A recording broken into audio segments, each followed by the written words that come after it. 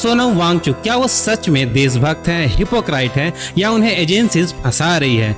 देखो सिंपल बात है, लद्दाख डिकेड से प्रोटेस्ट कर रहा था यूटी स्टेटस के लिए। कहते थे जेएंडके के साथ जुड़कर हमें ना रिप्रेजेंटेशन मिला ना तो डेवलपमेंट। तो 2019 में आर्टिकल 370 हटा, लद्दाख यूटी बन गया, सब खुश थे। फिर बीजेपी लद्दाख ने 2019 में अपने मैनिफेस्टो में बोला लद्दाख को शेड्यूल 6 में डालेंगे, मतलब special protection for cultural and ecology, लेकिन अभी तक नहीं मिला। इसी बात पे वांगचुक कितने साल से धरने पे बैठे हैं। लेकिन इन सभी चीजों के बीच में ये मत भूल जाना कि 2020 में लद्दाख में गलवान क्लैश हुआ था, जिसमें 20 इंडियन सोल्जर्स वीर गति को प्राप्त हुए। तब से चाइना और पाकिस्तान दोनों लद्दाख पे नजर और रखे हुए हैं।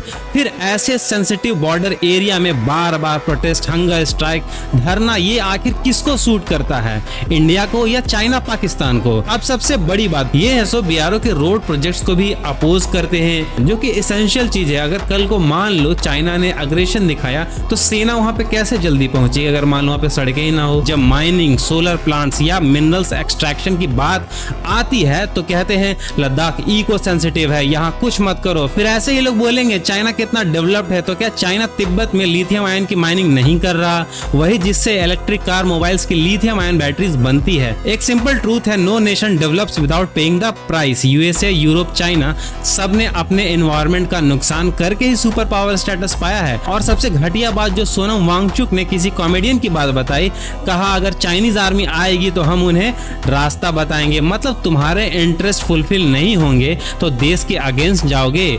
उसकी बात को फ्रस्ट्रेशन बताकर जस्टिफाई कर दिया। और कुछ लोग कह रहे हैं एजुकेटेड हैं इसलिए इनको टारगेट किया जा रहा है। भाई एजुकेटेड तो लादेन भी था, ऐसा तो नहीं है कि एजुकेटेड होते हैं तो उनका अपना सेल्फिश इंटरेस्ट नहीं होता है। मैं नहीं जानता सोनम वांगचुक एंटी नेशनल है या नहीं, वो एजेंसी डिसाइड करेगी। लेकिन एक फैक्ट क्लियर है, उनका एक्टिविज्म इंडिया की स्टेबिलिटी और प्रोग्रेस दोनों को हर्ट कर सकता है। आज 5 लोगों की जान गई है, कल हो सकता है 500 लोगों की जान चली जाए।